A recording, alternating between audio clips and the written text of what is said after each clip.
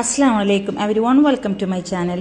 ഇന്ന് ഞാൻ ചിക്കനും കുറച്ച് വെജിറ്റബിൾസും യൂസ് ചെയ്തിട്ടുള്ളൊരു പ്ലെയിൻ സൂപ്പ്, അതായത് ഒരു സിമ്പിൾ സൂപ്പ് റെസിപ്പിയാണ് കേട്ടോ ഷെയർ ചെയ്യുന്നത്. നല്ല ടേസ്റ്റിയാണ്.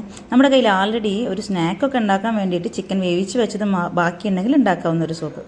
അതിനായി ഞാൻ പാൻ ചൂടായ ശേഷം ഒരു ടേബിൾ സ്പൂൺ അല്ലെങ്കിൽ ഒരു ടീസ്പൂൺ ബട്ടറോ ഓയിലോ ചേർത്ത് കൊടുത്തു. ഒരു ടീസ്പൂൺ ഇഞ്ചിയും അതുപോലെ വെളുത്തുള്ളിയും ചെറുതായി അരിഞ്ഞ് ചേർത്ത് കൊടുത്തു. ശേഷം അര കപ്പ് കുക്ക് ചെയ്ത ഉപ്പിട്ട് വേവിച്ച ചിക്കന് ചേർത്ത് കൊടുത്ത് ഒരു ടീസ്പൂൺ പെപ്പറും ചേർത്ത് കൊടുത്തു.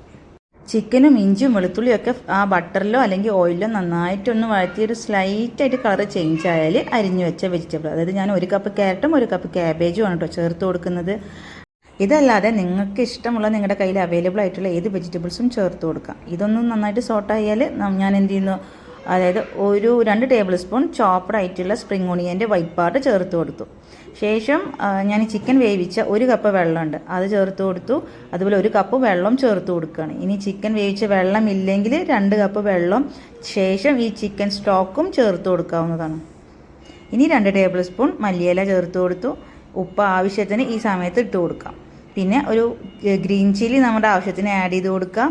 വെള്ളം നന്നായി തിളയ്ക്കാൻ വേണ്ടി വെയിറ്റ് ചെയ്യാം. നന്നായിട്ട് തിളക്കാൻ ഓവർ കുക്ക് ആവേണ്ട ആവശ്യമില്ല വെജിറ്റബിൾസ് ഒന്നും. ഈ സമയം ഒരു മുട്ട എടുത്തിട്ട് അതിൻ്റെ വെള്ളം മാത്രം ഒഴിച്ചു കൊടുക്കുക. നല്ല തിളക്കുന്ന സമയമായിരിക്കണം, ഹൈ ഫ്ലെയിമിലായിരിക്കണം. ഈ ഒഴിച്ചു കൊടുക്കുമ്പോൾ നന്നായിട്ട് ഇളക്കി കൊടുക്കുക. അപ്പോൾ നൂല് പോലെ ഈ മുട്ടയുടെ വെള്ളം വരുന്നത്, അത് ഈ സൂപ്പിൽ കാണാൻ നല്ല ഭംഗിയാണ് കേട്ടോ. കംപ്ലീറ്റ്ലി ഓപ്ഷണലാണ്, വേണമെങ്കിൽ തോന്നി. ശേഷം ഒന്ന് തിക്കനാവാൻ വേണ്ടി 1/2 ടേബിൾ സ്പൂൺ വീറ്റ് ഫ്ലോറും 1/4 കപ്പ് വെള്ളത്തിൽ മിക്സ് ചെയ്തിട്ട് എന്ത് ചെയ്യുക, ഇതൊക്കെ ഒഴിച്ചു കൊടുത്തു. ഗോതമ്പ് പൊടിക്ക് പകരം നമുക്ക് അരിപ്പൊടിയോ അല്ലെങ്കിൽ കൂവപ്പൊടിയോ കോൺഫ്ലോറോ എന്ത് വേണമെങ്കിലും യൂസ് ചെയ്യാം. ശേഷം ഞാൻ സ്പ്രിംഗ് ഓണിയൻ്റെ ഗ്രീൻ പോർഷൻ ഇട്ട് കൊടുത്തു. ഇവ നന്നായി തിളച്ചാൽ നമ്മുടെ സൂപ്പ് റെഡിയായി. നല്ല ചൂടോടെ കുടിക്കാൻ വേണ്ടി നല്ല ടേസ്റ്റാണ്. നോമ്പിൻ്റെയൊക്കെ സമയത്ത് ഭയങ്കര എനർജി തരും നമുക്ക്.